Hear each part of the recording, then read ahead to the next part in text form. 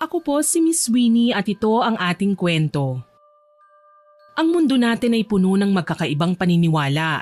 May mga naniniwala sa aswang, kulam, barang, gayuma, hula at kung ano-ano pa. Meron din namang mga hindi naniniwala sa ganoong bagay. Kagaya na lang ng ating kwento ngayong araw. Kilalang magaling na manghuhula si Sora sa Quiapo at hindi lingid sa kaalaman ng nakararami, may iba pa siyang kayang gawin. Serbisyong binibigay lang niya sa mga taong nangangailangan o regular niyang kliyente. Ngunit paano kung umabuso na ang kanyang tinulungan at hindi sinunod ang kanyang bilin? Tutulungan pa rin ba niya ito kapag nalagay na sa alanganin? Excuse me po, pwede po bang magtanong? Abay pwede, ano bang hinahanap mo? Pansin ko kanina ka pa palingon-lingon. Alam niyo po ba kung saan nakapwesto ang stall ng manghuhula? Maraming manghuhula rito, pero may kilala akong magaling. Diyan sa kulay violet na tent, hanapin mo si Zora. Siya ang pinakamagaling na manghuhula dito. Magpapahula ka ba? Opo. Sige po. Maraming salamat. Naglakad palayo sa matandang nagtitinda ng sampagita at kandila ang dalaga. Nagtungo siya sa isang tent, hindi kalayuan sa kanila. Puno man ng kaba ang kanyang dibdib, desidido na siya sa kanyang pasya. Hindi man siya sigurado kung tutulungan nga siya ng manghuhula, magbabaka sakali lang siyang mabigyan ng kasagutan ng kanyang pangarap. Nang marating niya ang pinakaharapan ng pwesto nito, humugot na muna siya ng malalim na buntong hininga. Ngunit bago pa man niya mahawi ang kurtinang nakatabing sa kanyang harapan, ay bumukas na yun. Nagulat pa siya nang bumungad sa kanya ang isang babaeng hindi naman katandaan. Pero malago ang kulot na buhok nito. Kakaiba rin ang kasuotan ng babae na bestidang mahaba. Bagamat nakangiti sa kanya, ay hindi pa rin nawawala ang kabog ng dibdib ng dalaga. Magandang umaga sa'yo. Oh, bakit namumutla ka yata? Huwag kang matakot, hindi naman ako nangangagat eh. Pasensya na po kayo. Nagulat lang po ako. Nagulat ka lang ba talaga o kinakabahan ka? Huwag kang mag-alala, alam ko kung anong yung sadya at alam na alam kong hindi ka nagpunta rito para magpahula. Halika, pumasok ka. Mas maganda na rito natin sa loob pag-usapan ng iyong sadya. Nakangiting tinalikuran ng manghuhula ang dalaga. Kaagad namang sumunod papasok ang dalagang magpapatulong sa manghuhula. Mas lalong nakadama ng kaba ang dalaga nang tuluyan na silang makapasok. Madilim ang loob ng tent. Ngunit nakapagtatakang napakalamig nun sa loob kahit pa nga tirik na tirik ang araw sa labas. Maupo ka na muna para mapag-usapan natin kung ano ba ang ipinunta mo rito. Ako nga pala si Zora. Anong yung pangalan? Opo, Lizel Vergara po ang pangalan ko. Lizel, ano ba talaga ang iyong sadya? Gusto kong marinig kung ano ba talaga yung saloobin sa pagtungo mo rito. Alam ko po na imposible ang tulong na hihilingin ko. Pero nahihirapan na po ako eh. Buong buhay ko po panay panglalait at pang-aalipusta nang natatanggap ko. Hindi lang po sa ibang tao, kung hindi maging sa aking pamilya. Dahil ba sa panlabas na anyo mo? Opo, lalo na po sa malaking itim na balat sa aking muka. Maging kalahati ng katawan ko na parang may kaliskis ng isda.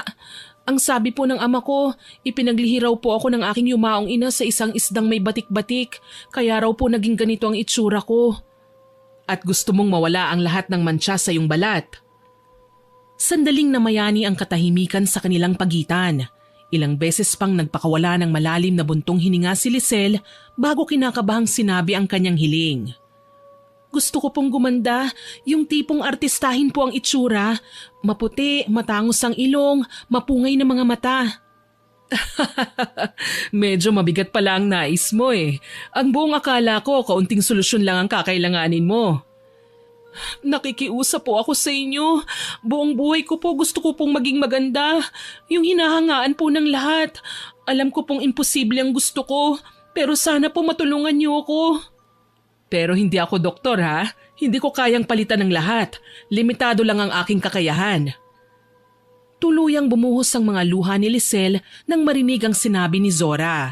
Nawala na siya ng pag-asang maabot ang kanyang pangarap. Habang si Zora naman ay tumayo sa kanyang kinauupuan at lumapit sa isang aparador na natatabingan ng kulay itim na tela. Pagkabukas ng aparador, pinadaanan niya ng haplos ang mga boteng may laman ng iba't ibang kulay na likido. Nang magawi ang kanyang kamay sa boteng naglalaman ng kulay asul na likido, kinuha niya yon.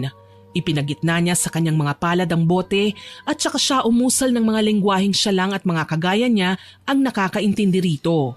Matapos gawin yon, muli siyang bumalik sa harapan ni Lisel na umiiyak pa rin. Tumahan ka na, walang magagawa ang pag-iyak mo. Mukhang hanggang pangarap ko na lang talaga ang pagganda. Hindi naman ako mayaman para makapagparetoke. Bukod sa mga panglalait at mga alipusta, ano pa ba ang pinakadahilan ng hiling mo? Gusto ko rin pong maranasan na mapuri, ang mahalin at ingatan, ang hangaan. Sige, tutulungan kita, pero sa isang kondisyon. Talaga po? Tutulungan niyo po ako?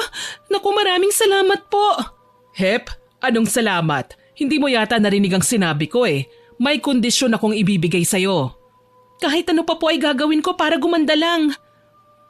Tinitigan munang mabuti ni Zora si Lisel. Pinapakiramdaman niya muna kung maaari ba niyang mapagkatiwalaan ang dalagang humihingi ng tulong at ng ekstrang serbisyo niya. Mukhang mabait ka naman at masunurin. Bueno, bago ko ibigay ang gamot na makakatulong sa'yo, nais ko munang mangako ka na hindi mo gagamitin ang pagganda sa masamang gawain. Gagamitin ang pagganda sa masama? Posible po ba yun?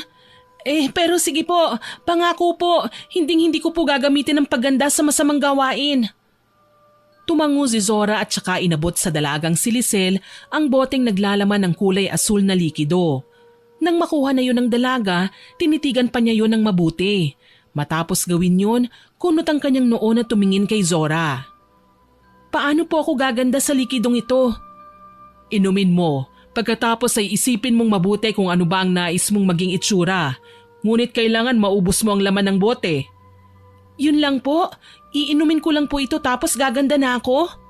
Oo, kailangan lang nating maghintay ng ilang minuto para makita ang epekto nito.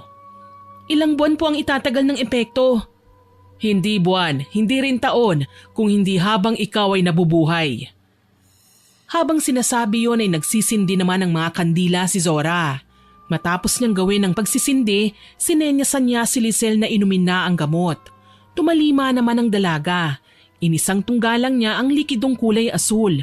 Napangiwi pa siya dahil sa mapaklang lasa nun. Pagkatapos inumin yon ay umupo muna siya. Dahil pakiramdam niya bigla siyang nahilo.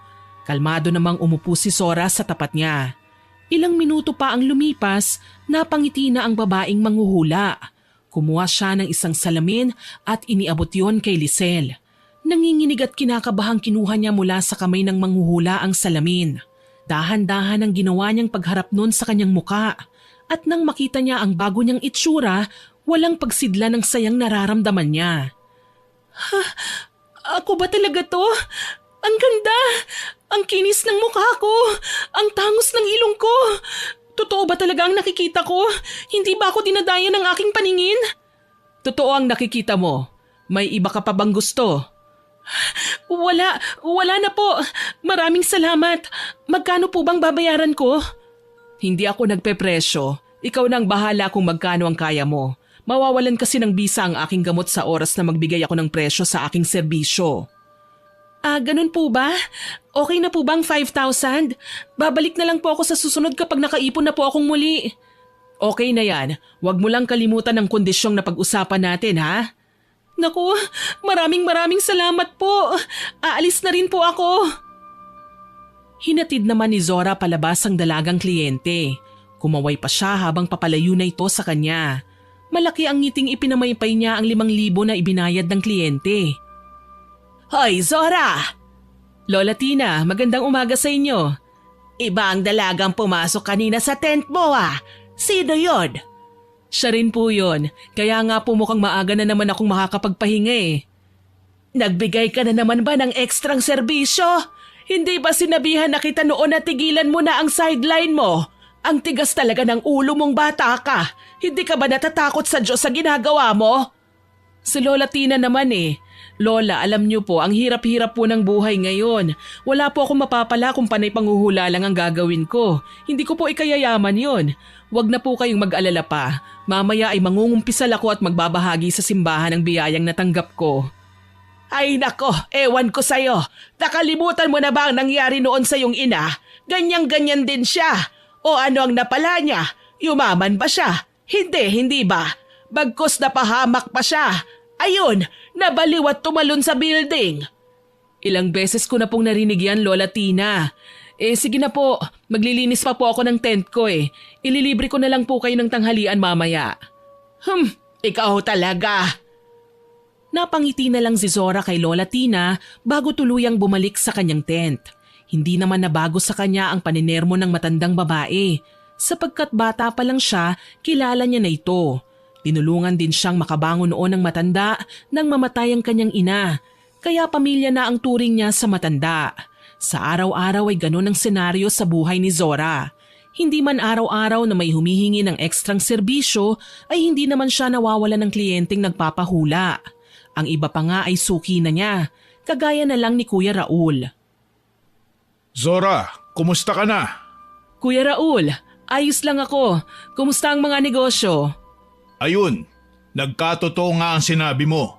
Talagang swerte nga ang ibinigay mo sa aking pantaboy ng malas.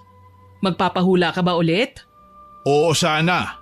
May plano kasi kung magnegosyo pa ng iba. Kaya lang ay nag-aalinlangan ako. Pwede mo bang silipin ang kapalaran ko? Oo naman, halika pumasok ka muna sa munti kong tent. Pumasok nga sila sa loob ng tent. Magkaharap na umupo sila sa lamesang pabilog kung saan nakapatong ang mga baraha ni Zora. Sa tabi ng baraha ay may posporo at insenso. Sinindihan yon ng manghuhula at saka ipinadaan ng paulit-ulit sa barahang nasa kanyang gilid. Nang matapos na siya sa kanyang pagriritual, sinimulan na niya ang panghuhula. Ilang beses niyang binalasa yon at saka pinakat kay Raul. Kagaya ng dati ay inilatag na niya ang baraha ng nakataob. Pinakuha niya ng 7 baraha si Raul. Matapos makapili ay isa-isang binuksan niyo ng manghuhula. Napapangiti pa siya habang nalalantad ang mga baraha. Maganda ba ang sinasabi ng mga baraha? Oo, mukhang kumapit na talaga sa iyo ang swerte ah. Anong sabi? Ayon sa baraha, mabilis na makikilala ang plano mong negosyo. Konektado sa pagkain ng negosyong naiisip mo ano? May pag-aalinlangan ka nga, iniisip mo na baka hindi tangkilikin, lalo na at marami kang makakalaban sa linyang yon. Pero sabi ng baraha mo, ituloy mo. Huwag kang magpapadala sa iyong takot. Sunod-sunod ang swerteng darating sa iyo. Salamat. Itutuloy ko ang negosyong yun. Ay, sandali. May anak po ba kayo, Kuya Raul? Nakikita ko kasi sa baraha na isang malapit sa iyo na mas batang lalaki ang makakaranas ng napakalaking problema. At kahit maging mapera pa kayo, hindi yun mababago pa. Wala akong anak. Pero ako nag-aalaga sa ulila kong pamangkin. Bakit? Anong nakikita mo sa kanya? Hindi malinaw eh, kaya mas maganda kung siya na lang ang pumunta sa akin. Pero mukhang hindi ito konektado sa pinansyal kasi pagyaman talagang nakikita ko sa mga baraha mo eh. Wala ka rin namang problema sa kalusugan. Ganun ba? Ano na naman kayang gagawing kalokohan ng batang yun? Hindi bale, papapuntahin ko na lang siya rito. Tama, para masilip natin ang kanyang kapalaran sa hinaharap. Gusto mo bang ituloy ko pa ang panghuhula? Tumangu-tangu si Raul, kaya naman ipinagpatuloy nila ang nasimulang hula. Lumipas pa ang mga minuto at natapos na rin sila. Kagaya ng dati, satisfied na naman si Raul. Ngunit bago siya umalis, muli siyang bumili ng pampaswerteng gamot kay Zora. Hindi naman siya nagdalawang salita sa manghuhula. O, kagaya ng dati, dapat na iwisik mo ang likidong ito sa buong pwesto ng negosyo mo. Pagkatapos magsindi ka ng insenso na may kasamang hibla ng iyong buhok. Pag nagawa mo yun, siguraduhin mong nakasara ang lahat ng pinto at mga bintana ng tindahan para hindi lalabas ang swerte. Oo, natatandaan ko. Kailangan ding patay ang lahat ng ilaw sa loob at tanging ilaw lang na naliliwanagan ng front door. Tama. Maraming salamat talaga, Zora. Ikaw ang nagbigay ng swerte sa buhay namin. Hindi ako nagbigay niyan. Binabasa ko lang naman ang sinasabi ng iyong baraha eh. Ito nga pala ang bayad ko. Dinagdagan ko na yan ha. Sabi nga nila, share your blessings. Para dodoble rin ang blessing na papasok sa buhay ko. Nakangiti namang tinanggap ni Zora ang isang puting envelope na naglalaman ng pera. Hindi pa man nakakaalis si Raul ay sinilip na niya ang laman nun. Halos lumuwa ang kanyang mga mata nang makita ang makapal na bungkos ng tig-1,000 at tig-500. Kuya Raul, sandali po. Masyado pong malaki ang perang ito. Hindi ko po kayang tanggapin ang ganitong halaga. Tanggapin mo na. Hindi pwedeng hindi mo tanggapin yan. Lalo na't panay swerte ang pinapasok mo sa buhay ko. Isa pa ay maliit na halaga lang naman yan. Sige na nga po. Pero idodonate ko sa simbahan ng iba ha. Tapos bibigyan ko rin sila Lola Tina. Tama. Oh, sige na. Aalis na ako ha. Paplanuhin ko munang mabuti ang bagong negosyong gagawin ko. Oo, sige, salamat. Malawak ang mga ngiti ni Zora habang sinusundan niya ng tingin si Kuya Raul hanggang sa mawala na ito. Doon naman lumapit sa kanya si Lola Tina. Nagulat pa siya nang kalabitin siya ng matanda. Psst! Si Raul yun, hindi ba? Hay, Lola Tina, bakit po ba kayo nanggugulat? Aba, malay ko ba na magugulat ka? Hindi ka naman dating magugulatin eh. Anong nangyayari sa'yo? Bigla-bigla na lang po kasi kayong nangangalabit eh. Maiba po ako. Gusto niyo po ba munang magmerienda? Sagot ko po. Aba, mukhang malaki na naman ang tip sa'yo ni Raul ah. Matapat namang inamin ni Zora kay Lola Tina ang tungkol sa malaking pera na natanggap niya. Maging ang matanda ay nagulat. Kaya naman ikinuwento niya rito ang biglaang paglago ng negosyo ni Kuya Raul. Sinabi na rin niya ang tungkol sa pagbibigay ng donasyon sa simbahan. Masaya naman si Lola Tina sa narinig. Isa rin kasi ito sa maraming deboto ng simbahan. Habang si Raul, nang makauwi na sa kanilang bahay, nadatna ng kanyang pamangkin na malalim ang iniisip. Oh, Tope. Ang lalim yata ng iniisip mo ah. Ayos ka lang ba? Mano po, Tito Raul? Ay, naisip ko lang po kung pangit ba ako? Pangit ba ang ugali ko? Ano po bang problema sa akin? Bakit lahat na lang ng babaeng nagugustuhan ko, binabasted lang ako? Ang iba pa nga po, tinatawanan at tinahamak ako. Iho, wala naman talaga sa'yo ang problema eh. Kaya lang ay masyadong matataas ang babaeng inaabot mo. Katulad na lang ni Kylie. Modelo yun. Don't get me wrong ha. Gwapo ka, mabait at may pera. Kaya lang may mga babae talaga. Ang gusto ay mga lalaki na malalaki ang katawan. Magdadalawang buwan na po akong nagpapalaki ng katawan ko sa gym. Kaso hanggang dito lang po talaga ang kaya ng katawan ko eh. Baka kasi hindi talaga sila ang babaeng nakalaan sa'yo. Siguro nga po. Maiba po ako. Saan po ba kayo nanggaling? Mukhang ang saya-saya niyo po ah. Oo. Masayang masaya ako. Magkakaroon na naman tayo ng bagong negosyo. At batid kong mas magdadala ng yaman to.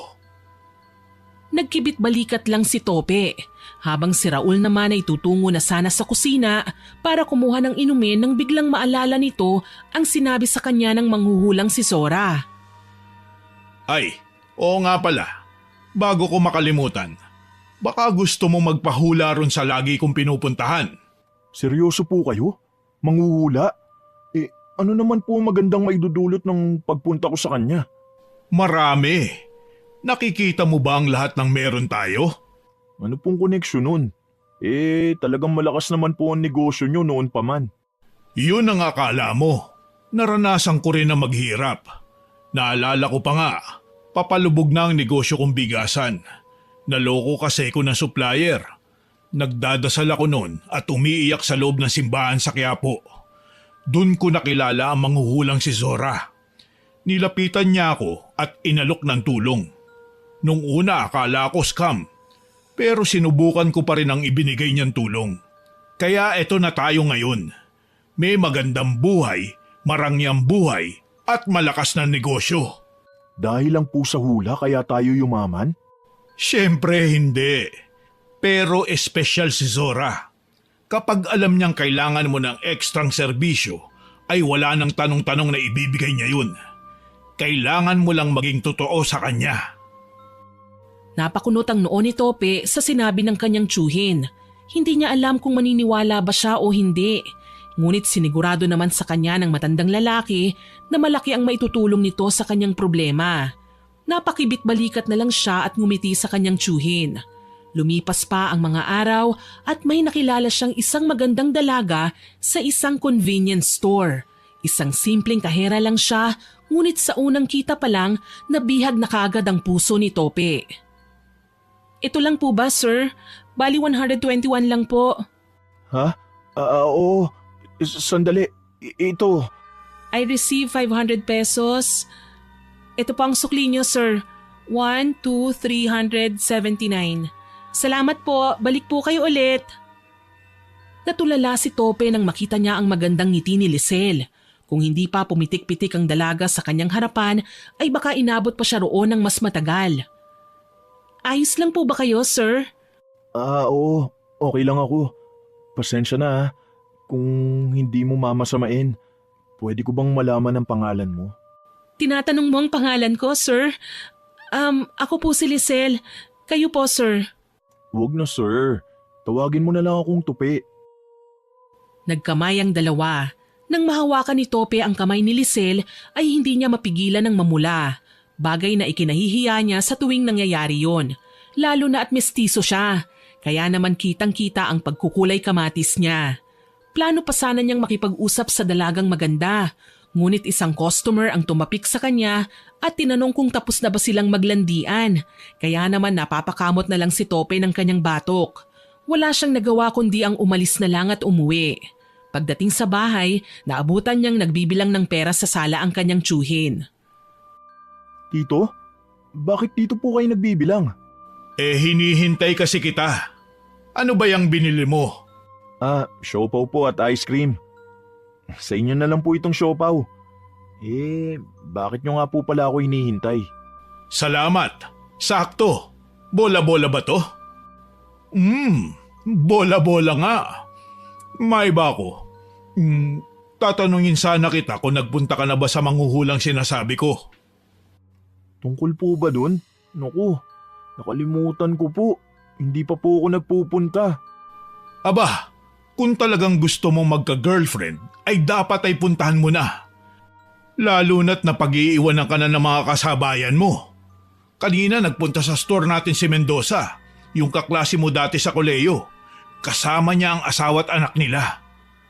Ako kailan kaya ako magkakaapo sa'yo? Bata pa naman po ako. Pero sigurado po ba kayong magaling yung manghuhula? Abay, oo naman. Garantisado.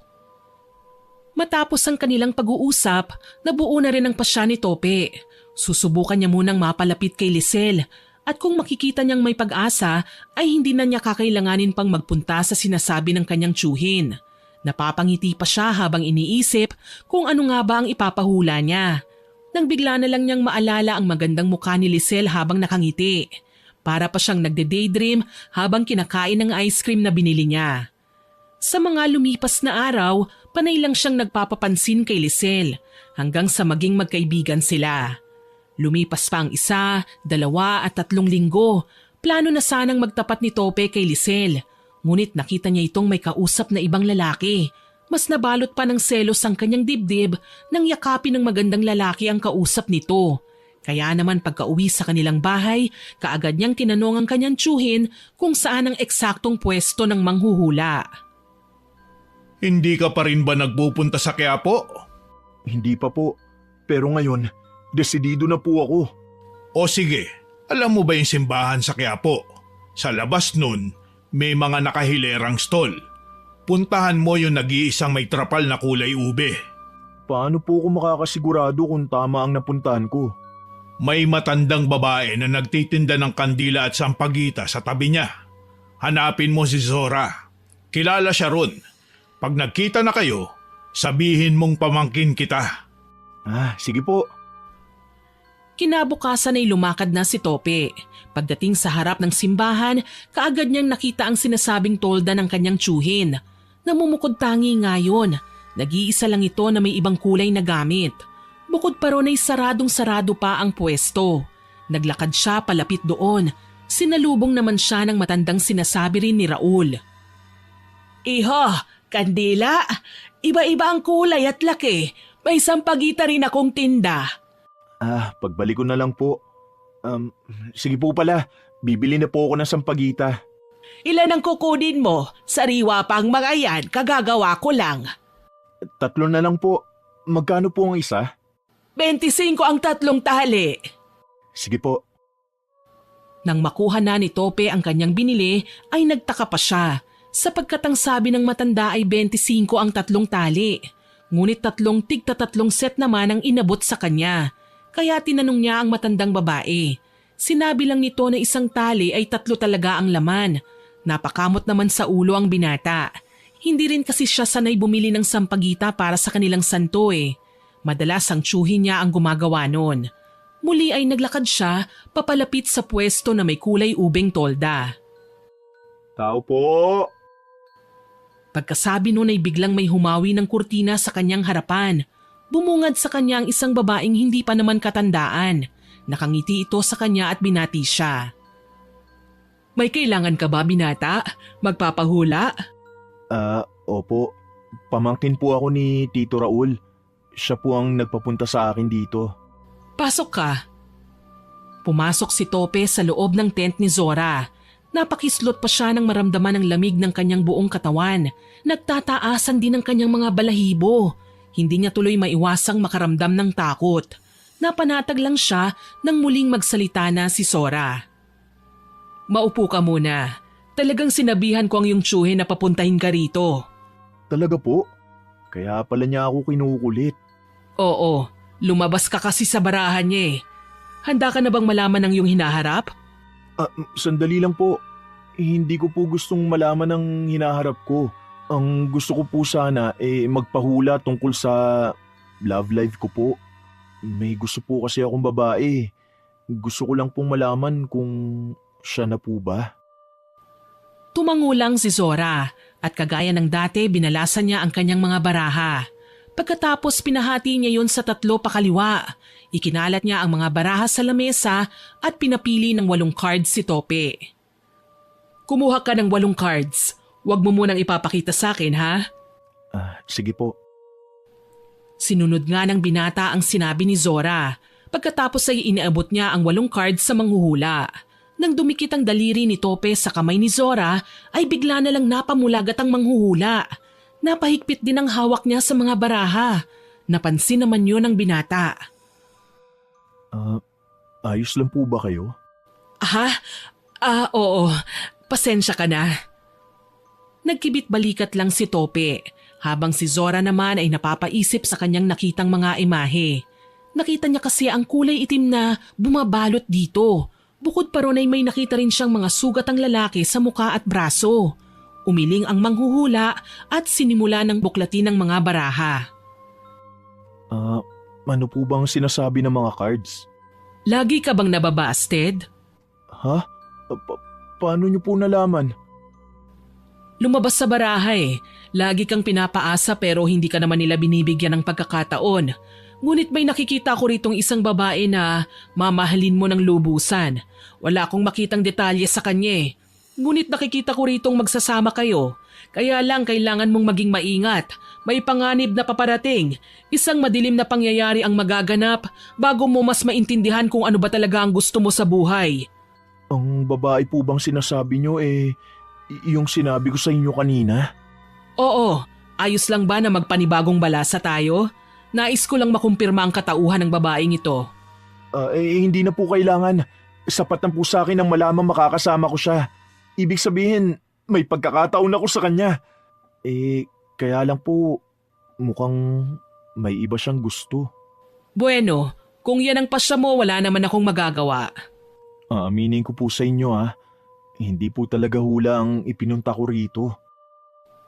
Napangisi naman si Zora sapagkat nang sabihin pa lang ng binata na ang tanging nais niyang ipahula ay tungkol sa usaping puso, naramdaman na niyang may iba pa itong pakay. Kaya naman walang sali-salitang tumayo siya at kinuha sa kanyang lalagyan ng isang boteng naglalaman ng kulay pulang likido. O ito, tanggapin mo, pero wag mong aabusuhin. Nagkakaintindihan ba tayo? Ano po ito? Ano bang kailangan mo para mapaibig ang dalagang inaasam mo? Ang ibig niyo pong sabihin, gayuma po ito? Mamahalin na ako ng gusto ko? Oo, pero wag mong aabusuhin. Ano pong ibig niyo sabihin? Isang patak lang kada linggo ang gamit niyan. Huwag kang lalabis o huwag ka ring magkukulang. Sapat na siguro yon para magkasama kayo habang kayo ay nabubuhay. Talaga po? Naku, maraming salamat po. Hindi na ako kailanman mababasted. Magugustuhan na rin niya ako. Nakangiting tumangutangulang si Zora. Tiwala naman ang manghuhula na susunod ito sa kanyang bilin. Pamangkin naman kasi siya ni Raul na regular naman niyang kliyente. Matapos ang kanilang pag-uusap, masayang umalis si Tope at umuwi na. Ngunit bago yun ay nag-abot muna siya ng pera kay Zora. Kaya masayang masaya na naman ang babae. Ngunit gaya ng dati, pagkaalis pa lang ng kanyang kliyente, hinarap na naman siya ni Lola Tina. Kakaiba na naman ang mga ngiti mo ah. Kumikislapang yung mga mata sa saya. Mukhang nakadali ka na naman ah. Si Lola Tina talaga, oo. Tumulong lang po ako sa problema ng binatang yon. Lagi raw po kasi siyang binabasted eh. Yung binata kanina, kagwapo nun. Nababasted pa rin. Kaya nga po eh. Ayun, naawa po ako, tinulungan ko na. Nako, wag mong sabihing umulit ka na naman. Ang tigas ng ulo mo. Hindi ko na alam kung anong pangaral pa ang gagawin ko para lang pakinggan mo ang mga babala ko. Ay, nagugutom po ako. Kayo rin po ba? Tara, libre ko na po kayo. Nako, iniiba mo na naman ang usapan eh. Ikaw talagang bata ka. Kung hindi ko lang kaibigan ng yumao mong ina, pababayaan na lang kitang mapahamak eh. Alam ko naman pong nag-aalala lang po kayo sa akin. Pero totoong nagugutom na po ako. Napapailing na lang na iniwan ni Lola Tina ang babaeng manghuhula. Habang sa bahay nila Tope, masayang nagluluto ang binata ng pininyahang manok para ibibigay niya yon kay Lisel. Nilagyan din niya ng gayuma ang pagkain. Nang matapos na ang binata, nagpunta na siya sa pinapasukan ni Lisel. Pagdating sa convenience store, kaagad na lumapit siya sa dalagang iniibig. Sakto naman na wala pang customer. Magandang tanghali, Lisel. Dinalang kita ng tanghalian. Aba, may patanghalian ka pa ngayon ha? Anong meron? Kaarawan mo? Ikaw talaga. Kailangan ba may handaan pa bago kita dalan ng tanghalian? Ang bait ah. May sasabihin ka sa akin ano? Suhol siguro yan. Ito naman, suhol ka agad. Hindi ba pwedeng gusto ko lang ipatikim sa'yo? Bakit nga? Nakalimutan mo na ba? Magtatayo ng negosyo ang tito ko. At negosyong pagkain ang gagawin niya. Plano ko kasing isadya sa kanya yung pininyahang manok. Ay, oo nga pala, nakalimutan ko. Hintayin mo lang ako sandali ah. May binili lang kasi ang kasamahan ko. Tumango lang si Tope at saka lumakad papunta sa isang sulok kung saan nakapwesto ang upuan at lamesang mahaba na nakadikit sa salamin ng tindahan. Ilang sandali pa dumating na ang hinihintay ni Lisel, kaya lumapit na ito sa binatang naghihintay. Tope, nainip ka ba? Hindi naman. Upo ka na para makakain ka na ng tanghalian. Ang iksi pa naman ng break time nyo. Sandali, kukuha ko ng ekstrang plato at kubyertos. Hindi na. Kumain na ako kanina bago kita dinalhan. Ah, ganun ba? Salamat. Matikman ko nga itong pininyahang manok ala Tope. Ngumiti ng malapad si Tope, lalo na nang makita niyang sumubo na si Lisel. Sarap na sarap ang magandang dalaga sa dala niyang pagkain. Hindi na siya makapaghintay sa paggana ng gayumang ibinigay ng manghuhulang si Zora. Nang matapos ng kumain si Lisel, nagpaalam na rin siyang uuwi. Oh, anong tingin mo sa luto ko? Panalo! Paniguradong magugustuhan ng magiging customer niyo. Ang sarap at nuot hanggang sa buto ang linamnam eh. Talaga? Mabuti naman at nagustuhan mo. Sa susunod na linggo, dadala naman kita ng ibang putahe. Pero bago yun, pwede ba kitang sunduin mamaya para ihatid sa tinutuluyan mo? Ang dami mo pang sinabi. Gusto mo lang pala akong sunduin mamaya. Sige na, umuwi ka na. Hintayin na lang kita mamaya. 7 ang out ko ha. Masayang masaya si Tope na umuwi ng kanilang bahay. Pagbukas ng kanilang front door, bumungad sa kanya ang kanyang tiyuhin na nanonood ng palabas sa telebisyon. Kaya naman lumapit siya rito para magmano at kamustahin ang tindahang pinapatayo. Mano po, Tito Raul. Kumusta na po yung itinatayong tindahan? Kaawaan ka ng Diyos. Maayos naman sa site. Walang naging problema at aberya. Mukhang sa loob lang ng 2 linggo, makakapagbukas na tayo. Talaga po? Ano naman po ang magiging pangalan ng kainan natin? Tops Express. Naisip ko kasi na tumatanda na ako. Kaya ang bagong negosyo natin para talaga sa'yo. Alam mo na, hindi natin masabi kung kailan tayo mawawala sa mundong ibabaw. Naku, masamang damo po kayo. Imposibleng mawala kayo kaagad sa mundo. May kasabihan nga po tayo na mahirap mamatay ang masamang damo. Hay, naku ka talagang bata ka. Nagdadrama ako dito eh. Ay, maiba ako. Napuntahan mo na ba ang manghuhulang si Zora? Napuntahan ko na po, kaya wag na po kayong mag-alala. Ano ang sabi niya? Maganda ba ang hinaharap mo? Wag na po kayong magtanong. Sikreto na po namin yun ang manghuhula. Baka pag sinabi ko po maudlot pa. Okay, kampante naman ako dahil kilala ko si Zora. Alam kong hindi niya hahayaang malasin ang kanyang mga kliyente. Matapos ang kanilang pag-uusap, nagkulong na sa kanyang silid si Tope. Humiga ang binata sa kanyang kama at inilabas mula sa kanyang tukador na nakalagay lang sa tabi ng kanyang kama ang bote na naglalaman ng gayuma. Masayang-masaya niyang pinagmasdan ang bote. Gaano kaya katagal bago tumalab ang gayumang ito? Di na bale, mamaya naman magkikita kami. Baka kahit kaunting pagkagusto, may maramdaman na sa akin si Lisel. Matutulog na muna ako. Saktong-sakto na pupunta ako mamayang 5:00 sa pinapatayong tindahan ni Tito. Naghikab muna si Tope bago niya maingat na ibinalik ang gayuma sa loob ng tokador. Pagkatapos nun, umayos siya ng higa at ipinikit na ang kanyang mga mata. Lumipas ang mga oras at sumapit na ang 4:00 ng hapon. Bumangon na si Tope at naligo. Bilang paghahanda sa kanyang pag-alis, hindi naman siya mabagal kumilos, kung kaya bago pa mag-5 ay nakaalis na siya. Nang marating niya ang pinapatayo ng kanyang tsuhin na tindahan, tumulong siya sa pag-aasikaso noon. Naging runner din siya para sa ilang gamit na kakailanganing ilagay. Mabilis na lumipas ang mga oras. Pagsapit ng 7:00, nasa harap na siya ng convenience store. Bumaba siya ng kotse at pumasok na sa loob. Sakto namang palabas na rin si Lisel, kaya sinalubong na niya ang magandang dalaga. Lisel, sakto pala ang dating ko. Tope, akala ko hindi ka na dadating eh. Sabi ko naman sa'yo, susunduin kita, di ba? Tara na. Akin na ang bag mo, ako na magbibit-bit. Namumula namang iniabot ni Lisel ang kanyang bag sa binata. Ipinagbukas din siya ng glass door ng store. Habang naglalakad sila palapit sa nakapark na kotse ni Tope, hindi maiwasan ng dalaga na palihim na sulyapan ng binatang kasama.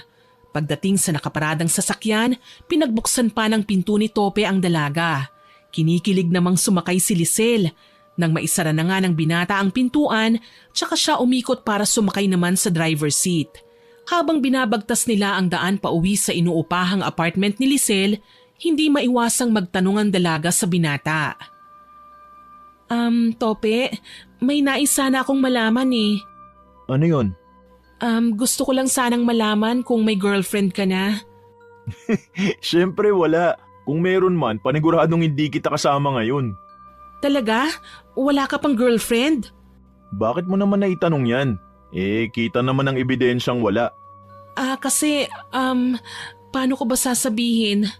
Sasabihin ng ano? Sandaling namayani ang katahimikan sa pagitan nilang dalawa. Hindi dahil sa wala silang maisip na sabihin sa isa't isa, kung hindi dahil naghihintay lang si Tope sa sasabihin ng magandang dalaga na si Lisel. Ilang beses na humugot ng malalim na buntong hininga ang magandang dalaga bago bumaling paharap sa nagmamanehong binata. Hindi ko alam kung paano ko to sasabihin, pero sa palagay ko, may nararamdaman na ako para sa'yo eh. Nararamdaman? Oo, sa palagay ko, gusto na kita. Matapos sabihin yon ng magandang dalaga, bigla na lang napapreno si Tope. Halos pareho silang kamuntikan ng mauntog. Mabuti na lang ay may suot silang seatbelt. Aray ko! Pasensya ka na. Ayos ka lang ba? Nasaktan ka ba? Ayos lang ako. Mabuti na lang at sinuot ko ang seatbelt. Alam ko na nabigla kita sa sinabi ko. Hindi ko rin maintindihan eh. Ang alam ko lang may nararamdaman ako sa puso ko at ikaw ang gusto ko. Gusto mo ko? Ibig mo sabihin, mahal mo ko? Nahihiyang tumangu-tangu si Lisel. Masaya namang hinila siya ni Tope at saka niyakap ng mahigpit. Totoo ba talaga to? Lizelle, handa akong ligawan ka araw-araw. Basta bigyan mo lang ako ng pagkakataon. Hindi na kailangan. Kung ako ang magiging girlfriend mo, napakasaya ko na. Pumapayag ka na maging girlfriend ko kahit hindi pa kita nililigawan ng formal? Tumangu-tangu si Lisel, kaya hinatak siya ni Tope at siniil ng halik ang kanyang labi. Simula ng gabing yun, araw-araw nang hatid sundo ni Tope ang magandang dalaga. Masaya naman sila sa relasyong kanilang pinasok. At kagaya ng sinabi ng binata, araw-araw niyang binibigyan ng bulaklak ang nobya. Ano na naman to? Sabi ko naman sa'yo hindi naman kailangang araw-araw mo kong bigyan ng bulaklak eh. Pero ito ang gusto ko, hayaan mo na lang ako. Oo nga pala, bukas magbubukas na ang Tops Express. Susunduin kita sa apartment mo ha. Sakto pala, day off ko bukas. Saan mo gustong kumain ng dinner? Ikaw nang bahala. Ang mahalaga naman sa akin ay magkasama tayo sa pagkain. Sa mall na lang tayo. Bibilan na rin kita ng maisusuot mo para bukas. Yun nga ang kanilang ginawa. Nagpunta sila sa pinakamalapit na mall. Namili muna sila ng isusuot ni Lisel para sa pagbubukas ng kainan nila Tope bago sila kumain sa mamahaling restaurant. Naging masaya naman ang gabi nilang yon. Ngunit hindi pa rin makampante si Tope. Lalo na nang makita niyang nakikipagnitian ang kanyang nobya sa waiter na kumukuha ng kanilang order. Nang magpaalam si Lisel na magpupunta muna sa banyo, sakto namang dumating ang kanilang order. Kaya kinuha niyang pagkakataon yun para malagyan ng gayuma ang pagkain ng kanyang nobya. Sa pagbalik ng magandang dalaga sa kanilang lamesa, sinimulan na rin nila ang pagkain. Ang sosyal dito, babe. Ang laki ng banyo. Parang mas malaki pa nga yun kesa sa apartment ko eh. Sinabi ko naman sa'yo na pwede kitang kuhanan ng kondo. Ayaw mo lang kasing pumayag. Hindi na, ikaw talaga. Ang mabuti pa kumain na tayo. Mukhang masarap ang lahat ng order natin ah. Sa bawat pagsubo ng pagkain ni Lisel, hindi napipigilan ni Tope ang mapangiti habang kumakain. Hindi naman yun napansin ng dalagang sarap na kumakain. Lumipas pa ang oras at natapos na sila. Hinatid na rin ng binata ang kanyang nobya sa apartment nito. Matapos ang gabing yun, nakampante na si Tope. Kinabukasan, maagang sinundo ng binata si Lisel. Kaagad silang dumiretso sa Tops Express. Naabutan na nila roon si Raul na nakikipag-usap sa ibang bisita. Nang makita sila ng may edad na lalaki, nilapitan sila nito at binati. Oh, mabuti naman at nandito na kayo. Hintayin lang natin si Father para sa ribbon cutting ha? Kumusta ka na, Lizelle? Ayos naman po. Tuloy na po talaga ang Tops Express natin. Masayang-masaya ako na nakikita ko pa ang mga negosyong iiwan ko sa'yo pagdating ng araw. Pero mas magiging masaya ako kung mag-aasawa ka na. Tutal, nandyan naman si Lizelle. Baka naman plano nyo ng bumuo ng pamilya. Si Tito naman, ayoko pong madaliin si Lizelle. Abay, dali-dalian nyo. Gusto ko pang kumarga at makapag-alaga ng mga apo ko. Napapakamot na lang sa ulo si Tope dahil sa hiya sa sinabi ni Raul. Habang ang dalaga naman ay namumula sa kaalamang gusto siya ng tiyuhin ng kanyang nobyo. Ilang sandali pa, dumating na rin ang paring hinihintay nila. Si Tope ang pinaputol ng ribon ng kanyang tiyuhin. Maayos naman ang lahat. Nang sumapit na ang gabi, hinatid na ni Tope si Lisel. Habang nasa loob sila ng sasakyan, kinausap ng binata ang maganda niyang nobya. Babe, naisip ko lang, ano kaya kung magsama na tayo? Mag-live-in? Oo, pakakasalan naman kita eh. Kaya huwag kang mag-alala. Naisip ko lang kasi na mas makakatipid ka kung magsasama na tayo. Ako ang bahala sa lahat ng gastusin sa bahay. Saan naman tayo titira? Hindi sa ayaw ko sa bahay ng tito mo ha. Kaya lang nahihiya ako eh. Lalo na't hindi pa tayo kasal. Wala namang problema. Pwede tayong kumuha ng sarili nating bahay. Kahit tulugan lang. Gagawin mo yun? Siyempre naman. Lahat gagawin ko para sa'yo. Sige, pumapayag ako. Talaga? I love you, babe. Masayang-masaya namang nagyakapan ng dalawa, lalo na si Tope, sapagkat sa lahat ng babaeng kanyang minahal, tanging siya lang ang naging nobya niya. Kaya gusto na niyang lubos-lubusin. Nais pa niyang pakasalan nito. Ngunit bago yun ay nais niya munang masigurado ang itatagal ng gayuma sa magandang dalaga. Nang gabing yon na maihatid na si Lisel, kaagad niyang inayos at inimpake ang kanyang mga gamit. Pagkatapos ay humarap muna siya sa salamin at pinagmasdan ng maganda niyang muka. Napangiti siya nang makita ang sariling refleksyon. Makinis pa rin ang kanyang balat. Wala pa ring nagbago simula nang mapaganda siya ng manghuhulang si Sora. Nang makontento na siya ay tsaka lang siya nagpahinga at natulog na. Kinabukasan, pagkahatid ni Tope kay Lisel sa trabaho, naghanap na siya ng lilipatan nila. Hindi naman siya nabigo dahil sa ilang oras niyang pagtititingin sa mga binibentang bahay, natagpuan na niya ang magiging tahanan nilang dalawa ng nobya. Kaya nang sumapit na ang uwian ni Lisel, kinuha na nila ang mga gamit ng magandang dalaga at dumiretso na sila sa kanilang bagong bahay. Ito ang magiging bahay natin? Ang ganda! Oo, pero hindi pa kumpleto ang gamit natin. Baka bukas makabili na ako ng mga gamit, kahit pa unti-unti. Dito tayo bubuo ng pamilya. Napakasaya ko. Tara sa loob. Masayang pumasok ang dalawa sa kanilang bagong bahay. Simula ng araw na yon, unti-unti nang nagbago ang kanilang buhay. Sa paglipas ng isang buwan, malaki na ang ipinagbago ng ugali ni Lisel. Naging selosa na ito. Kagaya na lang ng gabing yon. Sinundo siya ni Tope sa trabaho at habang hinihintay ang nobya, nakipagkwentuhan ang binata sa kasamahan nitong babae. Kaya nang nasa loob na sila ng sasakyan, bigla na lang umiyak si Lisel at inaway si Tope. Ang saya mo habang nakikipag-usap kanina kay Charlene ha. Gusto mo ba siya? Nagagandahan ka ba sa kanya? Ano bang sinasabi mo, babe? Huwag mo sabihin sa akin na nagsiselos ka. Babe, wala ka naman dapat na pagselosan eh. Ikaw lang ang mahal ko. Sa mga mata ko, ikaw lang ang maganda. Sinungaling! Kitang-kita ko kung paano kang umiti habang kausap mo siya eh. Hindi mo naman siya dating kinikibo eh. Babe, huwag ka na magselos. Huwag kang mag-alala. Simula ngayon, hindi ko na siya kakausapin. Promise? Pero makikita mo pa rin siya. Eh di, hindi ko na siya titingnan. Mag-resign na lang kaya ako. Kung yan ang magpapakampante sa'yo, papayag ako. Tutulungan na lang kita sa Tops Express. Masayang sumang-ayon na lang si Tope dahil hindi na niya nais pang lumaki ang pagtatampo ng nobya. Kaya naman sa mga sumunod na araw, lagi niyang kasama si Lisel. Minsan ay iniiwan na niya ito sa kainan na kanyang pinapatakbo. Lalo na kapag pinapatawag siya ng kanyang tiyuhing si Raul. At nang minsang mangyari yon, naabutan niyang sinisigawan at pinagagalitan ng nobya ang ilang mga tauhan nila. Nagmamadaling nilapitan niya ang mga ito. Oh, ano nangyayari?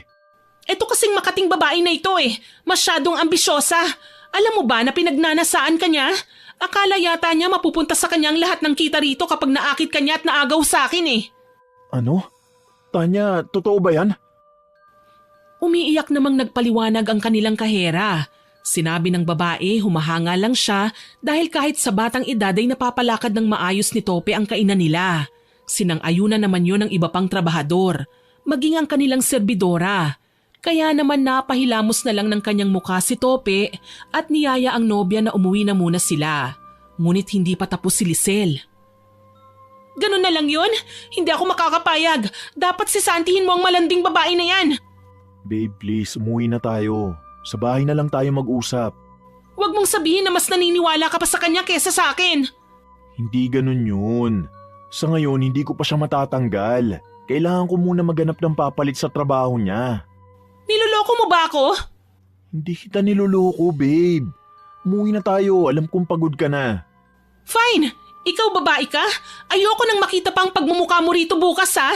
Kapag nakita pa kita, sisiguraduhin kong pagsisisihan mong nabuhay ka pa sa mundong ito. Tinignan lang ni Tope ang kanyang empleyado bago umalis kasama ang kanyang nobya. Habang nasa daan pa uwi, hindi napigilan ni Tope na kausapin ang kanyang magandang kasintahan. kahit pa nga alam niyang maaaring magalit din ito sa kanya. Babe, napapansin ko na napapadalas ang pag-init ng ulo mo. May problema ka ba? Alam mo ang problema ko at yun ay ang mga malalanding haliparot na kagaya ng kahera natin sa Tops Express. Naku, kung hindi nga lang masama ang pumatay, baka naging kriminal na ako. Hayaan mo na lang sila, babe. Alam mo naman na ikaw lang ang mahal ko eh. At hindi kita ipagpapalit kahit kanino. Tandaan mo yan, ikaw lang ang nasa puso ko. Kahit na, ayokong pinagnanasahan ka ng iba. Ang gusto ko ako lang, akin ka lang. Hindi malaman ni Tope kung matutuwa ba siya o matatakot kay Lisel ng mga sandaling yun, sapagkat tila nawala na ang mabait at mahinahong dalaga na kanyang inibig. Lumipas pa ang mga araw at mas lumala pa ang pagiging obses ni Lisel, kaya hindi na napigilan pa ni Tope ang magbukas ng kanyang saloobin sa kanyang tiyuhin. Nang magkita sila, humingi siya ng payo rito. Tito, hindi ko na alam ang gagawin ko.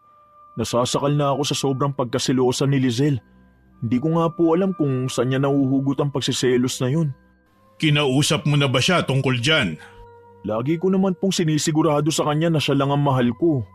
Umamin ka nga sa akin. Ano ba talaga ang pinagawa mo kay Zora?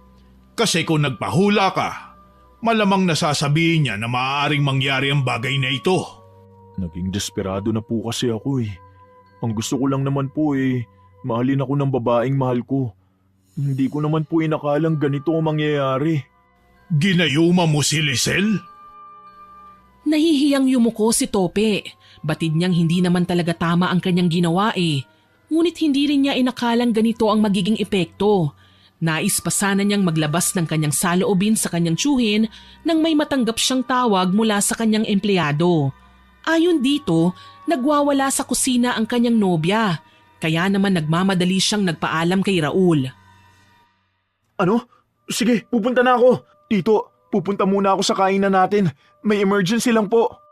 O sige, mag-ingat ka ha. Huwag kang masyadong mag-alala. Tutulungan kitang lumapit muli kay Zora. Tumangulang si Tope. Patakbo siyang lumapit sa kanyang kotse. Nang makasakay na kagad, pinaharurot na niya yon. Halos paliparin na niya ang kanyang sasakyan para maawat ang kanyang nobya na kanya lang ginayuma. Wala pang kalahating oras ay narating na niya ang harap ng Tops Express.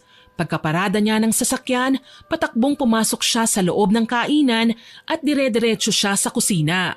Nagimbal siya ng madatnang sinasabunutan ni Lisel ang isa sa kanilang babaeng tagaluto. Walang sino man sa mga naroon ang magtangkang umawat. Takot ang lahat na madamay eh. Kaya hindi na nag-isip pa ang binata at kaagad na nilapitan ng nobya para awatin. Babe, tama na! Bitiwan mo na siya! Hindi! Ayoko! Masamang babae siya! Gusto kanyang agawin sa akin! Babe, nakikiusap ako sa'yo. Bitiwan mo na siya! At ipinagtatanggol mo pa ang babaeng ito?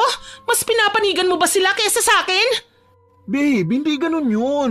Kumalma ka na muna. Padabog na binitawan ni Lisel ang buhok ng tagaluto. Pero nagulat si Tope nang tumingala ito. Doon lang niya nakita ang malaking paso sa mukha nito. Kaya naman sinenyasan niya ang ilang empleyado na ilayo na ang tagaluto. Doon lang sila kumilos. Inalalayan nila ang babae palabas ng kusina. Nang makalabas na ang lahat, tsaka niya hinarap si Lisel. Ano na naman bang gulo to? Sinabi ko naman sa'yo na wala kang dapat ipagselo sa kahit na kanino. Huwag ka nang magalit sa akin, babe. Hindi ko lang napigilan ang sarili ko kanina eh. Siya naman kasi, narinig kong sinabi niya na pogi ka raw at kanin na lang daw ang kulang. Babe, pinagpapantasyahan ka niya eh. At bilang girlfriend mo, hindi ako makakapayag na bastusin kanila ng ganon. Naiintindihan mo naman ako, hindi ba? Hindi ko na alam, babe. Ang laki-laki na ng ipinagbago mo. Hindi na kita kilala. Hindi mo na ba ako mahal? Wala akong sinabing ganyan. Alam na alam mong mahal kita. Pero maling-mali na eh.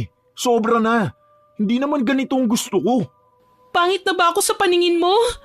Bakit ganyan ka? Bakit hindi mo ako maintindihan? Umuwi na lang tayo. Pagod ako. Hindi pa man nakakasagot si Lisel, iniwan na niya ang kanyang nobyo.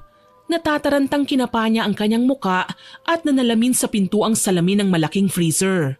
Tinignan niyang mabuti kung bumalik na ba ang pangit niyang muka. Ngunit kahit anong pabaling-baling ay hindi pa rin naman nagbabago ang kanyang anyo. Maganda pa rin siya. Hindi rin bumalik ang malaking balat niya sa muka. Doon nabuo ang kanyang pasya na babalik siya sa manghuhula sa Quiapo. Sa palagay niya kasi, hindi na nagagandahan pa si Tope sa kanya. Nang gabing yun, pagka-uwi nila ay malamig ang pakikitungo ni Tope kay Lisel. Kahit anong gawin niyang pagpapapansin, binabaliwala siya ng nobyo. Masama man ang loob ay nakatulugan na lang niya yon. Kinabukasan, maagang gumising ang magandang dalaga at pinuntahan si Sora. Anong kailangan mo? Magpapahula ka ba? Hindi po, nandito po ako para bumili ng gamot. Gamot? Para saan? Hindi na po ako maganda sa paningin ng boyfriend ko eh. Kaya sa palagay ko, nawawala na po ang epekto ng pinainom niyo sa akin. Nagpapatawa ka ba? Wala akong makitang diferensya sa itsura mo. Paano mo nasabing nawawala ng bisa ng ginawa ko? Pero hindi na po nagagandahan sa akin ng boyfriend ko eh. Ayoko po siyang mawala. Lisel, tama ba? Ang tulong na hinihingi mo sa akin noon ay pagpapaganda. Ibinigay ko yun sa'yo. Kaya sana naman wag mong abusuhin. Isa pa, hindi naman kasama sa pagganda mo ang garantiya na mapapaibig mo ang lalaking mahal mo. Handa po akong magbayad kahit magkano. Basta gumanda lang ako. Patawad, pero hindi ko maibibigay ang gusto mo. 50,000, handa akong magbigay. Kung hindi pa sapat, ikaw na ang magpresyo. Ang mabuti pa umalis ka na. Hindi na kita matutulungan pa. Mukhang nakalimutan mo na ang pinag-usapan natin. Nagmamakaawa pa rin si Lisel, ngunit buo na rin ang pasya ni Zora, kaya umuwing luhaan ang magandang dalaga. Sa kanyang pag-uwi, inabutan niya si Tope na nakabihis at handa nang umalis. Sinubukan niyang humalik dito bilang pagpapaalam kagaya ng dati. Ngunit umiwas lang ang binata at nagmamadaling sumakay ng kanyang sasakyan. Naiiyak namang nakatanaw lang ang magandang dalaga. Lumipas pa ang mga araw at mas lalong lumala si Lisel. Halos ayaw na niyang palabasin ang kanilang bahay si Tope. Araw-araw na rin silang nag-aaway. Kaya naman nagpasya ang binata na tawagan ng kanyang tiyuhin na si Raul para sunduin siya. Tito Raul, hindi po ba kayo busy ngayon? Hindi naman. Bakit? May problema ba? Si Lisel po kasi ayaw kong palabasin ng bahay. Napapraning na naman. Baka pwede niyo po akong sunduin dito. Gusto ko po sanang puntahan ng manghuhulay. Gusto ko na pong ipatanggal yung bisa ng gayuma. Sige, pupuntahan kita. Hintayin mo ako dyan. Matapos ang kanilang pag-uusap, bigla na lang nakarinig ng malakas na sigaw si Tope. Nanggagaling yun sa kanilang kusina. Nagmamadali naman niyang pinuntahan yun. Pagdating doon, inabutan niyang nag-hysterical si Lisel. Anong nangyayari sa balat ko? Ang hapde! Lisel, ano nangyayari? Huwag kang lalapit! Huwag mo akong titignan! Ang makinis kong balat! Bakit? Bakit nangyayari ito? Nag-aalalang lumapit si Tope. Kahit pa nga sinabihan na siya ng nobya na huwag lumapit. Ngunit labis siyang nabigla nang makita ang napakaraming sugat sa braso ng kanyang nobya. Ano to? Bakit nagkakaganito ang balat mo? Sandali, dadaling kita sa ospital. Hindi pwede. Ayoko sa ospital. Pero kailangan kitang dalhin sa ospital. Kumawala si Lisel sa pagkakahawak ng kanyang nobyo na si Tope. Nang makawala ay nagtatakbo siya papasok ng kanilang silid. Doon ay natatarantang tinignan niya ang kanyang itsura sa harap ng salamin. Para siyang pinagbaksakan ng langit at lupa nang makitang nagsusugat na nga ang kanyang balat. May mga markaring lumalabas na sa kanyang muka. Humahagulgol na napasigaw na lang siya sa sobrang takot na kanyang nararamdaman. Hindi niya inaasahang mangyayari ang bagay na yun. Ang tanging nais lang naman niya ay gumanda. Dala ng sobrang pighating nararamdaman, nawalan siya ng malay. Yun naman ang inabutan ni Tope, nakabubukas lang ng nakakandadong pinto ng kanilang kwarto. Lisel! Tarantang nilapitan ni Tope ang walang malay na kasintahan. Sa kanyang paglapit, doon lang niya nakita na hindi lang pala sugat ang meron sa katawan ng kanyang nobya. Maging ang mukha nito naapektuhan na rin. Yun naman ang eksenang inabutan ni Raul. Nagulat pa ang tiyuhin niya pagkakita sa kalagayan ni Lisel. Anong nangyari? Hindi ko po alam. Sa palagay ko po may kinalaman ng gayumang ginamit ko. Tito Raul, ano pong gagawin ko? Dalhin na muna natin siya sa ospital. Pagkatapos, dumiretso tayo kay Zora. Kung totoo ang hinala mo, tanging siya lang ang makakatulong sa atin. Opo. Babe, Lizelle, patawarin mo ko. Hindi ko akalain ganito ang mangyayari. Huwag mo na munang dibdibin ang bagay na yan. Madali ka, buhatin mo na siya. Umiiyak na binuhat ni Tope ang magandang dalaga. Nagmamadaling dinala siya sa pinakamalapit na ospital. Pagdating doon, inasikaso lang nila ang mga kailangang ayusin bago sila umalis at nagtungo sa Quiapo. Ilang minuto lang ang biniyahe nila bago narating ang pwesto ni Zora. Pagdating doon ay walang paligoy-ligoy na sinabi nila sa manghuhula ang kanilang pakay. Zora, sinamahan ko ang pamangkin ko. Mukhang nagkaroon ng problema ang gamot na binigay mo. Paano nangyari yon? Sa tagal ko nang ginagawa ito, ngayon palang nagkaroon ng ganitong kaso. Ano ba ang nangyari? Aminin ko po. Sa palagay ko, napasobra yung gayumang napainom ko sa girlfriend ko. Isang beses 1 linggo lang dapat na pinapainom yon. Paano mo nasabing sumobra? May mga panahon po na hinahaluan ko ang pagkain niya sa tuwing napapansin kong nanglalamig siya eh. Ano? Hindi ba't sinabihan na kita na makakasama kapag sumobra? Nakakadismaya ka naman. Malungkot na napayuko na lang si Tope dahil sa kahihiyang nadarama. Napahugot naman ng malalim na buntong hininga si Zora. Hay nako, tinulungan ko na nga kayo, ganito pa? Hindi na talaga ako magpapadala sa awa ko sa mga kagaya ninyo. Pasensya ka na, Zora. Hindi ko rin alam ang tungkol sa gayuma. Nito lang niya kasi sinabi sa akin eh. Ano ngayon ang plano nyo? Gusto ko po sanang mapawalang bisa yung gayuma. Kaya niyo naman po yung gawin, di ba? Tumayo si Zora at lumakad ng pabalik-balik habang nakahawak sa kanyang ulo. Hindi dahil sa naiinis siya sa binata, kung hindi dahil sa paraang alam niya para mawala ang bisa. Bigyan mo ko ng magandang rason para tulungan ka. Totoong mahal na mahal ko po si Lizelle. Kahit pa nga nakakasakal na siya minsan, hindi nagbagong nararamdaman ko para sa kanya. Ano-ano bang naging epekto sa kasintahan mo? Kanina lang po bigla na lang siya nagkaroon ng sugat sa buong katawan niya. Nagkaroon din po siya ng batik-batik na pulang marka sa mukha. Ano? Imposible. Kung magkaroon man ng epekto ang gayuma ay pagkahilo, pagsusuka at pananakit ng buong katawan. Paanong nangyari na? Hindi ko po alam. Maliban na lang kung ang ginayuma ay nakulam. Matutulungan mo ba kami, Zora? Pag-iisipan ko, mas magandang umuwi na muna kayo. Pagkatapos ng 2 araw, bumalik kayo sa akin para sa sagot ko. Pero Halika na, Tope. Bumalik na lang tayo sa 1 araw. paano po si Lizelle? Hindi madali ang gusto mo, pero kung madadala niyo siya sa akin bukas, baka malaman natin kung ang gayuma ba talaga ang dahilan. Sige po, dadaling ko na lang siya bukas. Matapos sabihin yun ay nagpaalam na rin ang magtiyo. Habang sa ospital naman kung nasaan si Lizelle ay nagkaroon ng gulo. Nagwawala siya at inaaway ang lahat ng nurse at doktor na pumapasok sa silid na kanyang kinalalagyan. Nagsimula ang lahat ng sabihin sa kanya ng doktor na hindi nila alam kung anong sakit ang meron siya.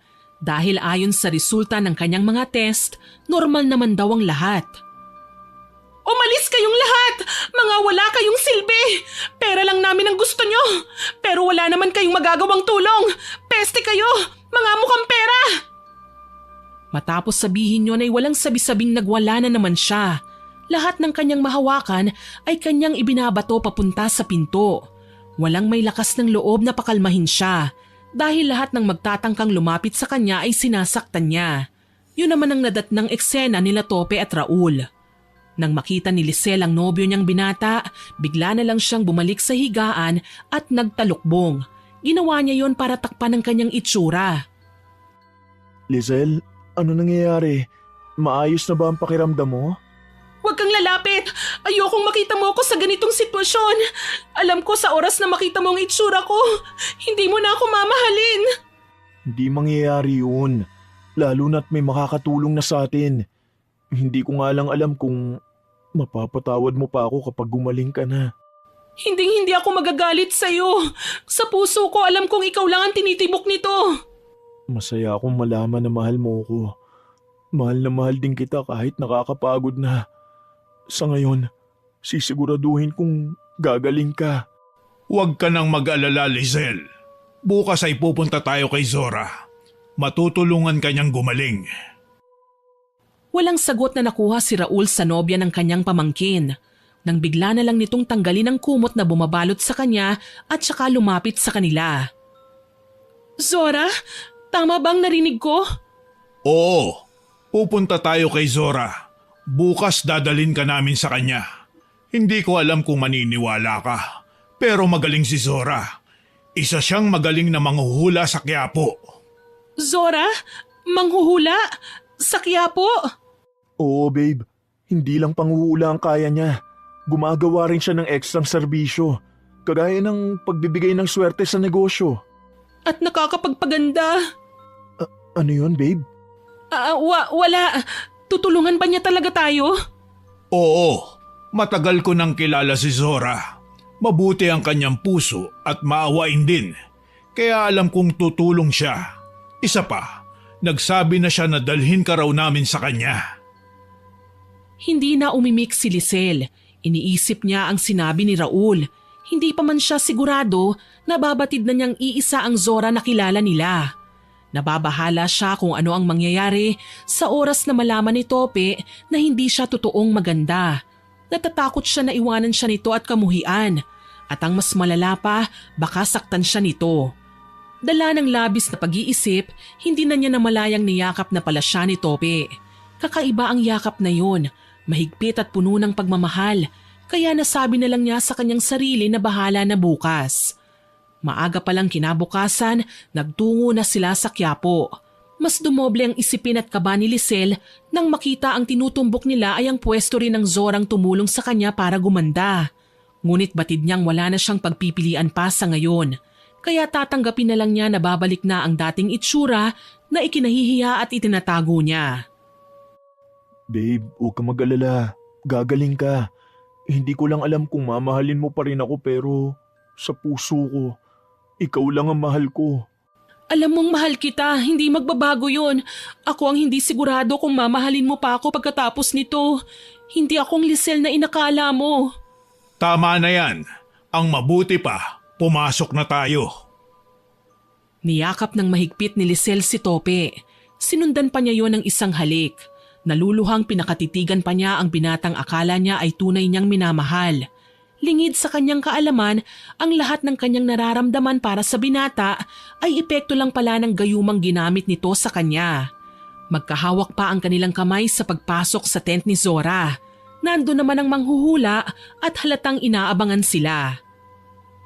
Mabuti naman at nandito na kayo. Maupo na kayo. Iiwan ko na lang silang dalawa sa'yo, ha? May kailangan pa akong lakarin eh. Oo, sige. Titig na titig si Zora sa magkasintahang iniwan ni Raul. Napangisi pa siya nang makita ang babaeng kasama ni Tope. Ngunit hindi siya nagsalita. Hinintay niya ang mga ito na magbukas ng usapin. Hindi naman siya naghintay ng matagal. Hanggang sa nagsimula ng magsalita ang binatang si Tope na halatang kinakabahan. Alam ko po na may kasalanan ako sa nangyari sa girlfriend ko. Nakikiusap po ako na tulungan niyo ako. Handa ba kayong harapin ang mga kahihinatnan ng mga ginawa niyo? Handa na po ako. Ikaw, Lizelle Vergara, handa ka bang harapin ang katotohanan? Babe, patawarin mo ko. Alam kong iisipin mo na niloko kita. Alam kong pandidirian mo ko oras na makita mo ang totoong itsura ko. Anong ibig mong sabihin? Hindi ako totoong maganda. Tinulungan lang ako ni Madam Zora. Gamit ang gamot na binigay niya at pinainom sa akin, nagkaroon ako ng mukhang gusto ko. Patawarin mo sana ako. Hindi kita niloko. Totoong mahal kita. Hindi kaagad nakaimik si Tope. Magulo ang kanyang isipan. Hindi niya mawari kung ano ba ang kanyang nararamdaman ng mga sandaling yon.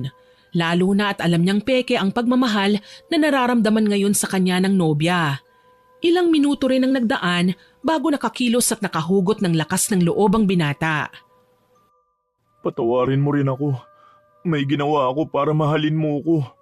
Anong ibig mong sabihin? Hindi totoo ang nararamdaman mo para sa akin. Peke lang. Mahal mo lang ako dahil sa gayumang inihahalo ko sa pagkain mo. Gayuma? Nakakahiya mang aminin pero tama ang narinig mo. Ginayuma lang kita. Masyado akong desperado noon. Sabik sa pagmamahal ng isang babae. Kaya naman ayos lang sa akin kung kamumuhian mo na ako ngayon. Naguguluhan ako. Paanong… Hindi na natapos pa ni Lisel ang kanyang sasabihin. Bigla na lang siyang nangisay sa kanyang kinauupuan.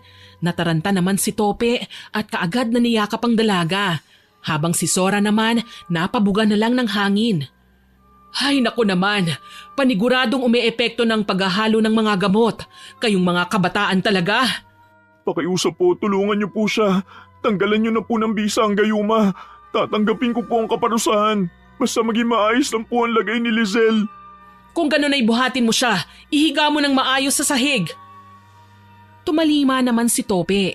Binuhat niya ang nobya. Habang si Zora, tinanggal ang sapi ng kanyang lamesa at inilatag yon sa lapag upang doon ilagay si Lisel. Dahan-dahan ang ginawang pagbaba ni Tope kay Lisel. Nang maibaba na niya, kaagad na kumilos ang manghuhula. Pinalibutan niya ng 11 kandila ang dalagang nangingisay pa rin. Habang sa isang tabi, umiiyak at hindi na mapakali si Tope. Hoy, huwag kang tumayo lang dyan. Kailangan mo akong tulungan sa paghahanda. Sige po, ano pong gagawin ko? Sindihan mo ang lahat ng kandilang nakapalibot sa kanya. Pagkatapos ay umalis ka na at kumuha ng isang buhay na manok. Kailangan ay native. Kakailanganin ko ang sariwang dugo nun. Para saan po ang sariwan dugo? Huwag ka ng maraming tanong. Gawin mo na lang. Natatarantang sinunod na lang ni Tope ang mga sinabi ni Zora. Inihanda naman niya ang iba pang sangkap na kanyang gagamitin. Hindi man siya sigurado sa magiging resulta, isa lang ang alam niya. Mawawala ang bisa ng gayuma at pampaganda. Ngunit hindi siya sigurado sa magiging epekto sa katawan ni Lisel.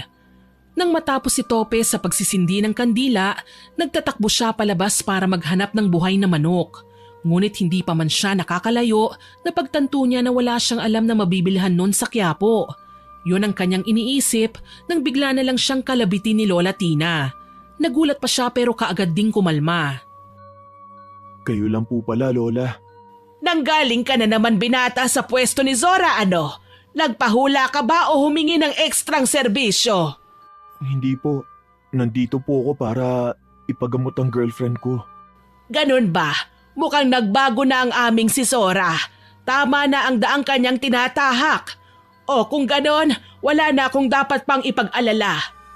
Teka, kapansin-pansin ang iyong pagkabalisa ah. May problema ba? Kailangan ko pong makahanap ng buhay na manok. Yung native po. Kakailanganin daw po yun sa panggagamot sa girlfriend ko. Wala kang mabibilhan nun dito. Tanging mga sisiw na may iba't ibang kulay at mga hilaw na manok na panluto. Pero may alam ako na pwedeng pakiusapan. Talaga po? Sige po, samahan niyo po ako sa kanya.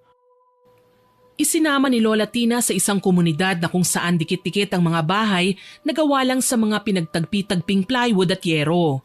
Ngunit halos bungad lang ang kanilang pinuntahan. Dito ka na muna. Kakausapin ko lang ang kumpare ko. Sige po. Matyagang naghihintay naman si Zora sa pagbabalik ni Tope. Ngunit hindi niya maiwasang mapatingin ng paulit-ulit sa kanyang orasan. Matagal-tagal na simula nang umalis ang binata para maghanap ng buhay na manok. Nasaan na ba yun? Dugo na lang ng native ng manok ang kulang sa rekado ko eh. Mahigit 1 oras na siyang wala. Kapag hindi siya dumating sa tamang oras, wala na akong magagawang lunas sa nangyayari kay Lisel. Mabilis pa namang mawala ng bisa ang mga gamot pang tanggal. Ay naku naman, hindi na talaga ako uulit. Ilang minuto pa ang lumipas bago nakabalik si Tope. May dala na siyang native na manok. Hingal na hingal pa ang binata. Ngunit hindi yon alintana ni Zora. Mabilis na hinablot niya ang manok sa kamay ng binata at kaagad yung ginilitan ng leeg. Pinatulo niya sa isang mangkok na may lamang likido ang dugo nun. Matapos gawin yun, kaagad na pinaalalayan niya ang dalagang wala ng malay. Madali ka, iupo mo siya para mapainom ko ng gamot. Hawakan mo siyang mabuti dahil paniguradong magkakaroon ng reaksyon ng kanyang katawan. Sige po. Sinunod ni Tope ang sinabi ni Zora. Hinawakan naman ng manghuhula sa magkabilang pisngi si Lisel at pinisilyon para mapainom dito ang gamot. Nang matapos mapainom, bigla na lang dumilat ang mata ni Lisel at nagsisisigaw ito. Kasunod nun ay ang walang hintong pagsusuka ng dalaga. Kulay itim pa ang nilalabas niya. Halos masuka-suka naman si Tope dahil sa amoy na bubulok yon. Habang si Zora, nag-oobserba lang. Lumipas ang halos kalahating oras. Tuluyan nang natanggal ang bisa ng gayuma. Ngunit kasama ding natanggal ang pampaganda na ibinigay naman noon ni Zora kay Lisel. Nang magbalik ang tunay na itsura ng dalaga, napaatras pa si Tope. Napansin naman yun ni Zora. Anong nangyari sa mukha at balat niya? Sinabi na niya, hindi ba? Nakalimutan mo na kagad? Totoo palang sinasabi niya. Ito pala ang ibig niyang sabihin. Oo, bumalik na ang dati niyang itsura. Nang tanggalin natin ang bisa ng gayuma, kasama ring natanggal ang nabulok na gamot pampaganda. Maraming salamat, Madam Zora. Tope, parehas na tayong malaya ngayon. Oo, pasensya ka na talaga. Sorry din, Tope. Hindi man natuloy ang kanilang pag-iibigan ay naging matalik na magkaibigan naman sina Lisel at Tope. Sa paglipas ng mga taon, nagkaroon din sila ng kanya-kanyang pamilya. Hindi na rin nila inungkat pa ang nakaraan. Habang si Zora naman, patuloy pa rin sa kanyang propesyon sa panghuhula. Madalang na rin siyang sermonan ni Lola Tina. Sa karanasang ito, mas mauunawaan natin na may mga pagkakataon na para lang makuha natin ang ating nais ay nagpapakadesperado tayo sa madaliang paraan. Hindi na natin naiisip ang masamang maidudulot nito sa ating buhay. Lagi po sana nating tandaan na ang bagay na nakuha sa madaliang paraan ay mabilis ding mawawala sa ating mga kamay. Sana po ay nagustuhan niyo ang aking ibinahaging kwento. Pero bago ko po tapusin ito, hindi makukumpleto ito nang walang shoutout sa masusugid nating listeners. Shoutout po kay Erica De La Tor, kay Alma Hornales, kay Mike James Tapak, kay Jehovah Jeric, kay Ranilyn Yam 28. Hello din po kay Rochelle Rodihero na new subscriber po natin. Salamat po sa pagsusubscribe, ma'am. Shoutout din po kay Leticia Gabito, kay Arlinda Manalo, kay Ella Diaz, kay Laila Avila, kay Juan, kay Myla Navares, kay Sir Mel, kay Attorney T. Pharma at kay Jason Dogilio. Shoutout din po kay Joanne Roa, kay Merly Senokbit, kay Jeline Sapra, kay Agnes De Luna, kay Grace Hementera, kay Mary General Rhea Batiduan, kay Vernaline Insho, kay Giselle Agraza Mendez. Hello din po kay Mary Rose na nagsabing bawat galaw po niya na kay Miss Winnie ang tenga niya. Naku, salamat po ma'am. Nakakataba po ng puso na kasama niyo ko sa pang-araw-araw niyong gawain. Shoutout din po kay Jerlyn Arbado, kay Marisa Manuales, kay Rosario San Jose at kay Zaira Kate Sibaluka. Shoutout din po sa mga mahal kong regular listeners na sina Ma'am Lydia Lopez, Ma'am Filipina Palsario, Ma'am Pamela Allen, kay Cherry Mukbang ASMR, kay Ma'am Angelina Ignacio, Ma'am Beth Mercado, Ma'am Milrose Galvez, Ma'am Milrose Demate, kay Mary Joy Sabaresa, kay Marco Nanes, kay Hana Maylin Sesgundo, kay Ma'am Belen Malbas, kay Roberto Crimen, kay Ma'am Rosalina Bugayon, kay Vivian Batermonia, kay Francisco Neng, kay Ma'am Alma Flores, kay Chef Lance MBB, kay Febe Ranyada, kay Sir George Ativo, kay Ma'am Tina Dekit, kay Hadigya Matalam, kay Puresa Tagiwalo, kay Kimberly Espanola, at kay Ma'am Heidi Tanchanco. Mahal ko po kayong lahat at lubos ang pasasalamat ko sa pagsusuporta niyo sa akin. Yung iba nga lang po ay hindi ko nare-replyan ng mahaba pero alam ko po kung sino-sino ang matyagang nakikinig at nakasuporta sa channel natin. Yung iba pa pong listeners na hindi ko pa nababanggit, sa next upload ko po comment lang kayo at ilagay ang names nyo para ma-line up ko for shoutout. Maraming salamat po sa inyong lahat na nakinig at nagkomento. Abangan pa rin po ninyo sana ang mga susunod nating upload. At huwag kalimutang mag-subscribe, like, share and comment sa kwento natin. Para po mabilis nyong makita kung may bago tayong upload, pindutin nyo lang po ang notification bell para mabilis nyo itong makita. Aasahan ko pa rin po ang inyong suporta ha. Muli, ako po si Miss Winnie na nagpapasalamat sa inyong walang sawang pakikinig.